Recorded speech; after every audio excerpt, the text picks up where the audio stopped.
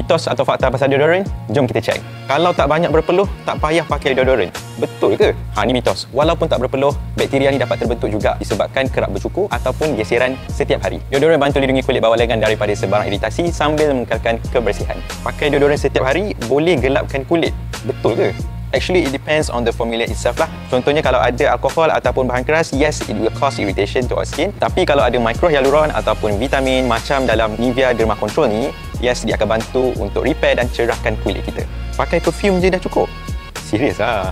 Tak juga. Perfume cuma tutup bau, tapi dia tidaklah nak merawat. Deodorant ni sebenarnya dia bukan setakat nak tutup punca bau tu, dalam masa yang sama nak bantu untuk jaga kesihatan bawah lengan kita. Macam skincare, Nivea Derma Control ni actually skincare deodorant yang pertama dengan hyaluron.